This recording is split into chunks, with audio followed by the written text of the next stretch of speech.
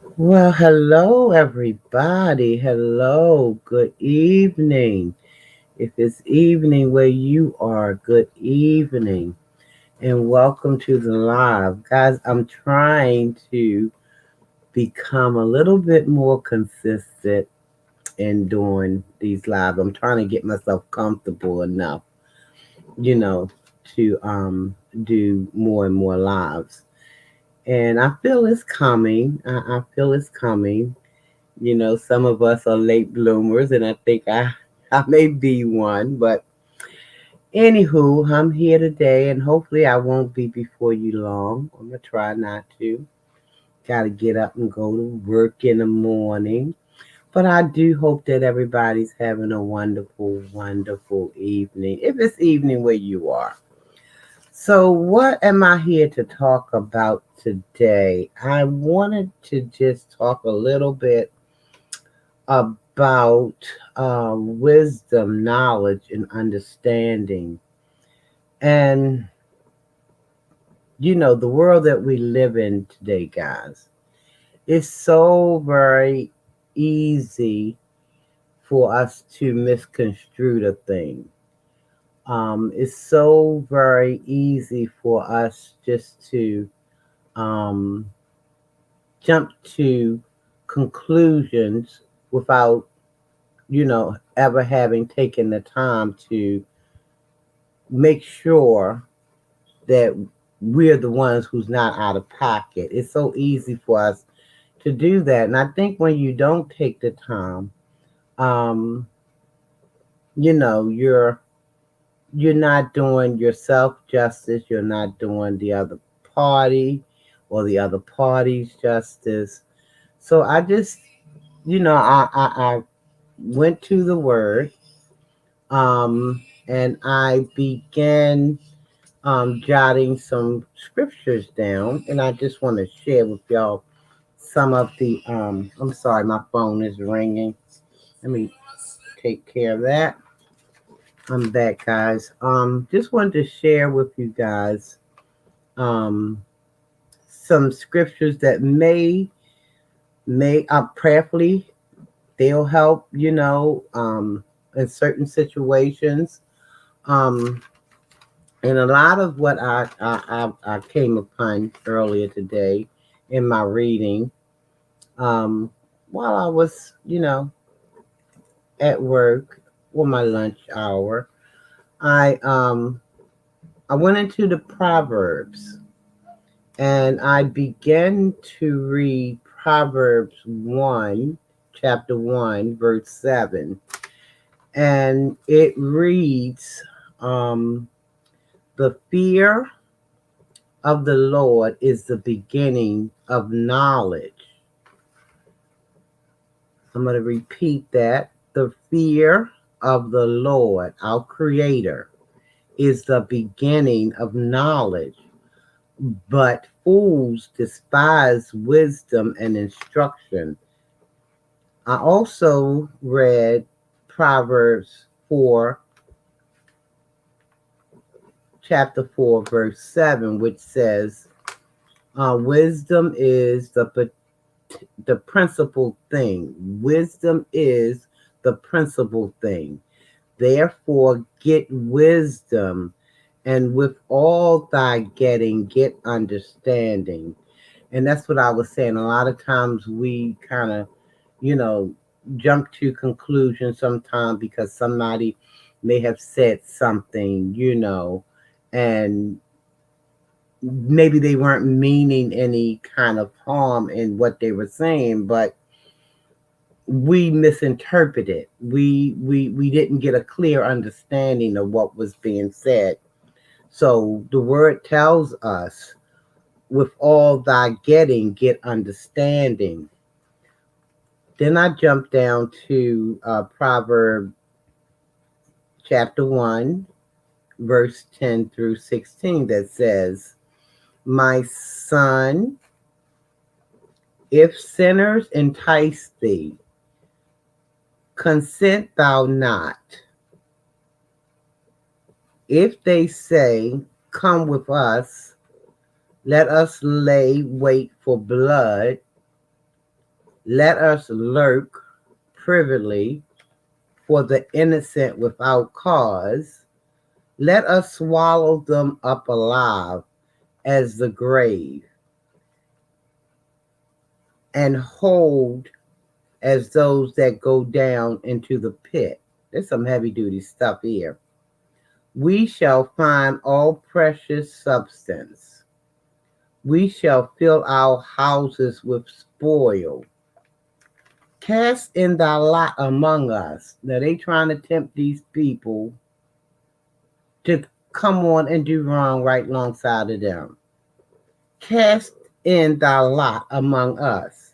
Let us all have one purse. My son, walk not thou in the way with them. You don't want nothing to do with that. There's some shiesty stuff going on, and you don't want, the word is telling us, you don't want to be bothered with that. It say, refrain thy foot from thy path, for their feet run to evil and make haste to shed blood. Guys, you don't have to take my word for it, guys. Just read the book of Proverbs. It's so full of wisdom. It truly, truly is. In the next verses, it talks about how folks is rushing, to do wrong, setting traps for people, and when it's all said and done, it's sad to say, but they were only setting traps for themselves, guys. They were only setting traps for themselves. It's a saying that goes, how did it go? If you dig in a hole for somebody, you better dig two, because that one hole that you dug from somebody, that next hole you might be thrown into. And it's sad, how sad it must be when people realize that they, my Lord, when they, in the long run, has only hurted themselves. They call themselves doing harm to others, but in the long run, because karma is real, it's real, and we're gonna reap what we sow, guys. And to be honest with you guys, for me, it's kind of really hard to feel sorry for people, when they claim they love the Creator and they're doing everything contrary to what the Creator is telling us to do, such as, the Ten Commandments. The Almighty didn't give the Ten Commandments to Moses just for fun. Those are things that He wants us to adhere to. Please don't misunderstand me, guys.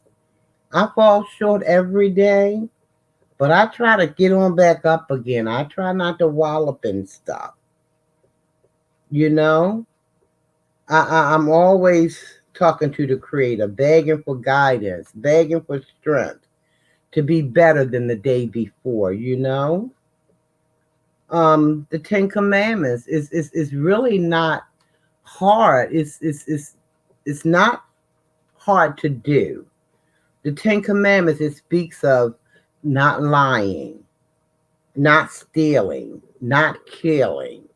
Don't covet your what your neighbors have. Have no other God before me. Honor your mother, your father, so your days will be longer on this earth. But and then I went over to 1 John, and 1 John, what's that?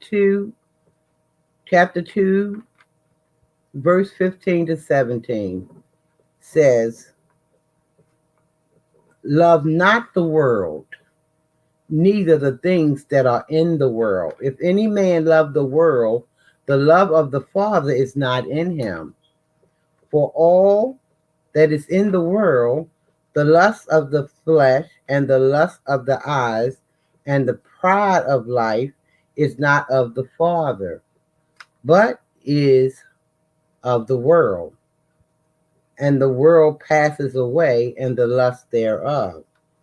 But he that doeth the will of God abideth forever. And then James chapter 1, verse 5. If any of you lack wisdom, let him ask Almighty, that giveth to all men liberally, and abideth not, and it shall be given him. Second Corinthians speaks on Second Corinthians chapter 10, verse 3 to 5 says, for though we walk in the flesh, we do not war after the flesh.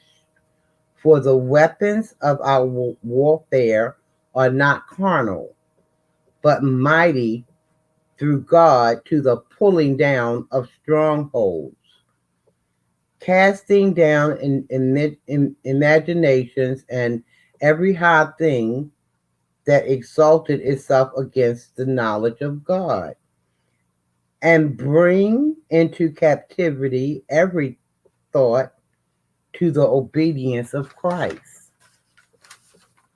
You know, guys, I can't tell you how many times I misunderstood a situation or took something out of context and later on realized that I just missed the mark altogether, on what the situation actually was. So I think what I want to say is if we don't take the time to understand what, someone may have said or even done, I think it's a big, big problem. A big problem can ensue if we don't take the time to try to get understanding. It may even be wise to ask the person why or what they meant by what they said or what they did. Now, don't get me wrong, guys, because I know there's some people you just know when they say a certain thing or they do a certain thing, they being messy. Don't take a rocket science for you to. But there are some instances where, for real, as the grandchildren would say, there are some times when people, really didn't mean what you thought they might have meant. And at that time, you need to ask for clarity. Can you please elaborate on what you're saying? What I'm trying to get a clear understanding of what you're saying to me. And I don't think we do enough of that because we are so in a hurry to rush to judgment, guys. We are such in a hurry to rush to judgment. And as the good book says, I read it to you guys straight from the word. And all you get understanding. I think if we were to take the time to get that understanding, these little wars that breaks out in our communities, or these little fights and disagreements and arguments and killings and things like that, it would be less. you know I know I was having a conversation with my son, and he says to me, outside of the fact that we kind of been damaged a little bit from slavery on to the present, but he was sharing with me some of his thoughts on why things might be going the way they're going in our community, because a lot of programming took place among a certain group of people, and you know that Willie Lynch thing occurred, and we were just programmed to look at one another with you know like you look at somebody, or they're a suspect, or she a suspect, or he's suspect. We don't take the time to get to know one another as we should, in my opinion. I know it's crazy right now the way things is going, but we learned a whole lot of foolishness, but we got to unlearn a whole bunch of foolishness. We was deliberately taught, to look at one another with suspicious eyes. You know, we were taught to, you gotta watch out for him. You better be careful of her. You know, but then when we see another group of people, we were taught also to revere those people, to look up to those people, but to look at each other with suspicious or through suspicious eyes. So we got to understand why um, things are unfolding as they are, because this, guys, where we are today, it's been a long time in the making. There's been people out here in the world who purposely, set their sights on a group of people to do a number on, and we have been done a number on. But getting back to my son, he says, well, he because even when he go to work and everything, he meet his coworkers. He would ask about the zodiac signs and things like that. And I'm like, well, you do? He said, yeah, because zodiacs and everything, it helps them to understand that person or those persons' nature. So he wants to know how to, get along with that individual or those individuals. So he asked their zodiac sign because he want to be in harmony. He don't want to, you know, um, he don't want to be in conflict. You know. So if you know how someone nature is, um, he feels that it can better aid you in how you interact with that person or those individuals. So, and I think it's a wise thing. You have me asking now. I be asking my coworkers, what's your zodiac? And it's weird because years ago, I used to think that was so taboo, the zodiac. I thought it had something to do with, witchcraft. I'm not gonna lie to you guys. I thought it had to do with some kind of witchcraft or something. I'm like, I don't know, but as my son, because he's really, really into learning, and you talk about somebody going after knowledge, understanding, and wisdom. That young man, and I'm not saying it just because he's a child that I birthed, but that young man is really on his game when it comes to um, trying to live in harmony and trying to be peaceful, because and I respect that, because time is short. We think we got all kind of time, but in a blink of the eye, you can be here today and gone tomorrow. So time is precious, and we should really, if we say that we are children of the Most High, if we say that we are, then we should be doing everything in our power to behave as Almighty would want us to, because He said in His Word, we need to be, how did He say it? Wise as a serpent and gentle as a dove.